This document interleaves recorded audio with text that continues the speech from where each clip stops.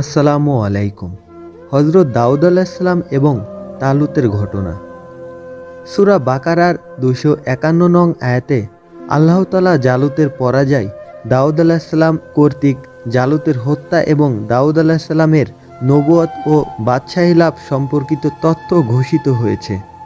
এ আয়াতের ব্যাখ্যায় আল্লামা সানাউল্লাহ পানিপতি রহমতুল্লাহ আলাইহি তার গ্রন্থে লিখেছেন, হজরত দাউদ আলাইসাল্লাম যখন অল্প বয়স্ক যুবক ছিলেন তিনি বকরি চড়াতেন। তিনি তার পিতা এবং তার 13 জন ভাই সহ তালুতের সৈন্যবাহিনীতে যোগদান করেছিলেন। তাদের নবীর কাছে আল্লাহ তাআলা ওহী প্রেরণ করেন যে ওই যুবকই জালুতকে হত্যা করবে। হজরত দাউদ আলাইসাল্লাম যখন যুদ্ধে যাওয়ার জন্য রওনা হন তখন পথে 3টি পাথরকে আল্লাহ তাআলা কথা বলার শক্তি প্রদান করেন। তখন পাথরগুলো বালক দাউদ আলাইসাল্লামকে লক্ষ্য করে বলে যে, আমাদেরকে উঠিয়ে নাও, কারণ তুমি আমাদের দ্বারাই জালুতকে হত্যা করবে। তাই বালক দাউদ আলাইসাল্লাম পাথরগুলো সঙ্গে নিয়ে নেন। তালুত হজরত দাউদকে একটি ঘোড়া, একটি লৌহবর্ম ও একটি তরবারি দিতে চাইলে তিনি তা গ্রহণ না করে বলেন, যদি আল্লাহ তাআলা আমাকে সাহায্য করেন তবে এই সব বস্তু আমার কোনো কাজেই আসবে না। এজন্য তিনি ওই সব বস্তু সেখানেই রেখে দেন এবং ওই পাথরগুলো নিয়ে দুশমনের দিকে অগ্রসর হন। হজরত দাউদ আলাইসাল্লাম বেঁটে এবং অসুস্থ ছিলেন। তার বর্ণ ছিল হলুদ। শক্তিশালী জালুত যখন তাকে দেখলেন তখন তিনি বলেন, তুমি কি আমাকে হত্যার জন্য পাথর নিয়ে এসেছো, যেমন মানুষ কুকুরকে পাথর দ্বারা মারে? হজরত দাউদ আলাইসাল্লাম বলেন, হ্যাঁ, তুমি তো কুকুরের চেয়ে নিকৃষ্ট।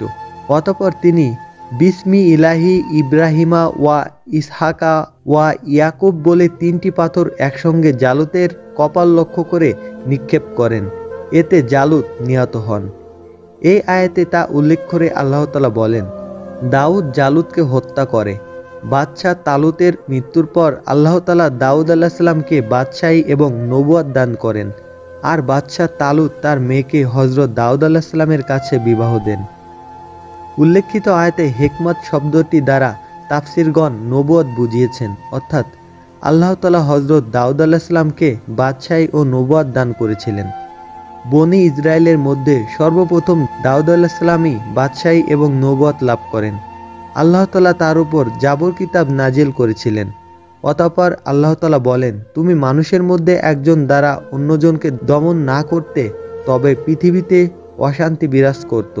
যেমন অত্যাচারী শাসক জালুতকে দমন করা হয়েছে বাদশাহ তালুত ও তার সৈন্যবাহিনী দ্বারা।